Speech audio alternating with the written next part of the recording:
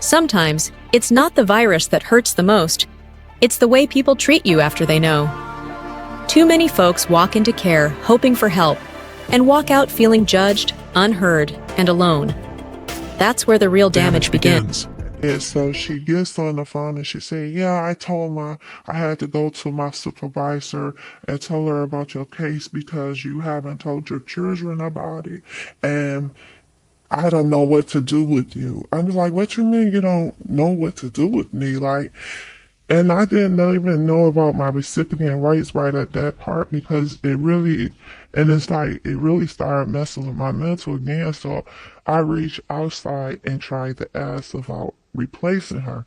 And so she did. She sent me a letter in the mail, and it's like making this thing like I'm not applying this because I don't want to keep talking about my status because I had other things that I was trying of. It wasn't just my status. I had the psychosis and she was like, yeah, I talked to her and I was asking her, what do you think I should do? And I'm like, I keep telling her, like, why should you, like, you're really triggering me. You're making my anxiety to 10 because you keep talking about this. And then I told her, like, I have programs outside of this that I'm already working on that. And then me even explained to me, you equals you, you know.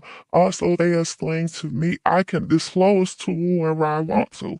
And I was like, I really hate that I shared this with you because now you're stigmatizing me. You're not giving me the help that I need to help me on my mental. You're so focused about my status. And then to go outside that and talk to your supervisor about this was really, I felt really like stigmatized. I felt like discriminated. I felt like it wasn't even about my mental health at this point.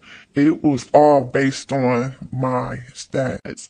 And in my treatment plan, it says nothing about that.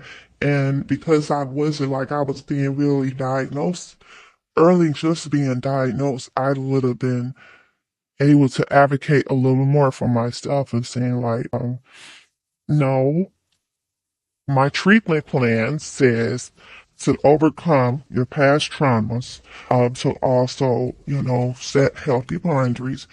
And also, I had a couple of things, but it never was about my status. And I just disclosed my status to her because it asked about their medications and things like that. So it's like she kind of went on beyond herself, like, well, what you taking this for, and that's how it kind of came out of me talking about that.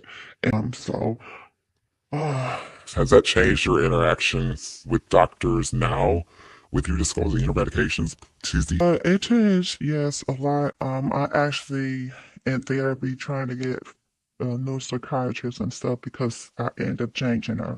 But it changed my perspective on doctors are talking about my medication. Even talking about my status, when I see on the paper and it says HIV, don't sign it. I don't sign it because it's like, I don't want now that I'm not getting the proper help that I need for as my health versus that. So yes, it is. This happens more often than people think.